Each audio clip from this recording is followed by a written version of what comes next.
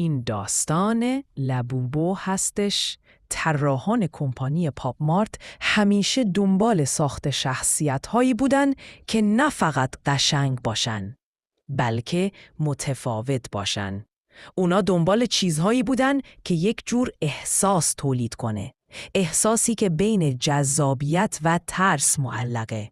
و اون روز یک طراحی به اسم کسینگ لونگ اومد و گفت میخوام یه موجود کوچیک بسازم که انگار از دنیای فانتزی اومده، اما رگه‌ای از تاریکی هم توش هست.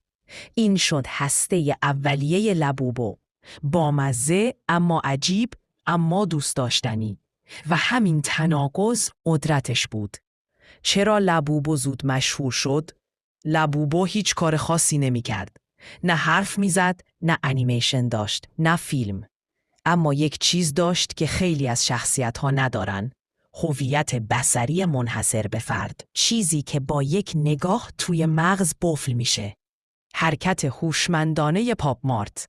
اما چیزی که لبوبو رو جهانی کرد خود لبوبو نبود، بلکه روش فروختنش بود. پاپ مارت گفت ما این شخصیت رو در قابن بلایند باکس عرضه می کنیم. یعنی چی؟ یعنی هر کسی که یک جابعه می خرید نمیدونست داخلش کدوم مدل لبوبوست. این یعنی شانس، هیجان.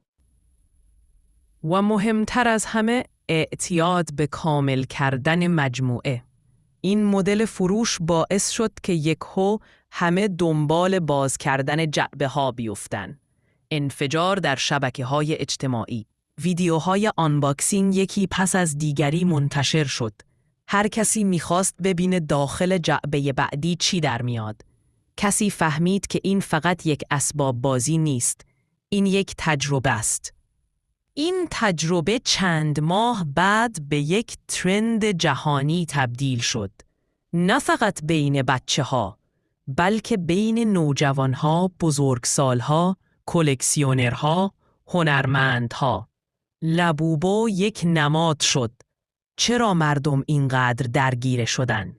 چون لبوبو یک داستان نداشت، بلکه مردم خودشون براش داستان می ساختن. هر کسی یک لبوبو داشت، حس می کرد یک تکه کوچک از جهان فانتزی خودش رو نگه داشته. لبوبو تبدیل شد به نمادی از تفاوت، از خاص بودن، از اینکه لازم نیست زیبا باشی تا دیده بشی. پیام داستان. لبوبو به ما یاد داد گاهی یک چیز عجیب میتونه بیشتر از 1000 چیز معمولی دیده بشه.